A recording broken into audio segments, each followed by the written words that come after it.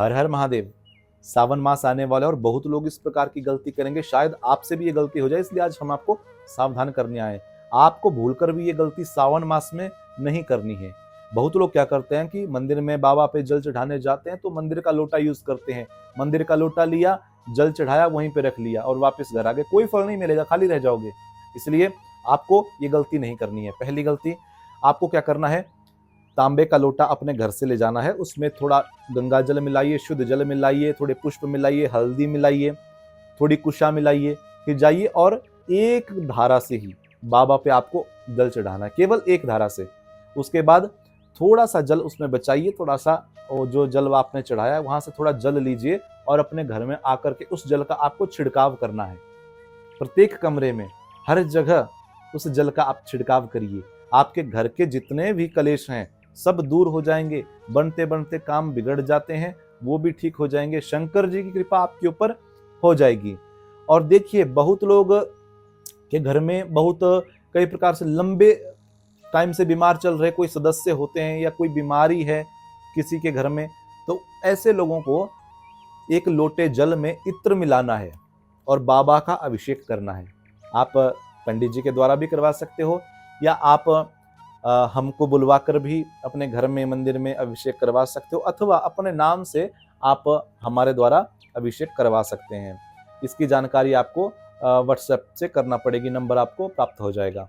देखिए, यदि आप अपनी जन्म कुंडली का विश्लेषण भी करवाना चाहते हैं, प्रीमियम प्रेडिक्शन यदि करवाना चाहते हैं हमारे द्वारा, तो उसकी भी आपको जानकारी मिल सकती है।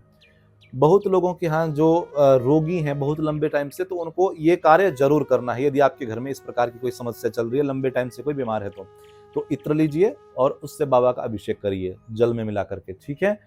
जिन माताओं बहनों के पुत्र नहीं है, संतान प्राप्ति चाहती हैं, उनको कच्चा दूध लेकर के बाबा का अभिषेक करवाना है। आप चाहें तो पंडित जी से भी करवा सकते हैं, मंत्रों के द्वारा, विधि विधान से, तो अच्छा फल मिलेगा। तो कच्चे दूध से आपको अभिषेक करवाना चाहिए जिनके यहाँ संतान नहीं है, संतान चाहते हैं। और जो लोग लक्ष्मी चाहते हैं, लक्ष्मी की प्राप्ति करना चाहते हैं ना, बहुत लोगों को लक्ष्मी चाहिए और बहुत लोगों के परिवार में लड़ाई झगड़े, क्लेश, पति पत्नी में लड़ाई झगड़े चलते रहते हैं, तो आपको क्या करना है कि एक दिन पहले, 2 दिन पहले कहीं से गन्ने का रस ले आइए, जितना भी संभव हो आपसे। विधि विधान से करना है तो थोड़ा ज्यादा लाइएगा, पंडित जी को बुला लीजिएगा और एक रुद्रिका पाठ से आप गन्ने से बाबा का अभिषेक करवाइए। आपको बहुत पॉजिटिव रिजल्ट मिलेंगे और लक्ष्मी जी प्रसन्न हो जाएंगी आपसे। और जिन बच्चों का पढ़ाई लिखाई में मन नहीं लगता, पढ़ने में मंदबुद्धि हैं थोड़े, याद तो करते हैं लेकिन फिर भूल जाते हैं, तो ऐसे बच्चों को दूध में शक्कर मिलाकर के बाबा का अभिषेक करना चाहिए, उनकी बुद्धि तीव्र हो जाएगी।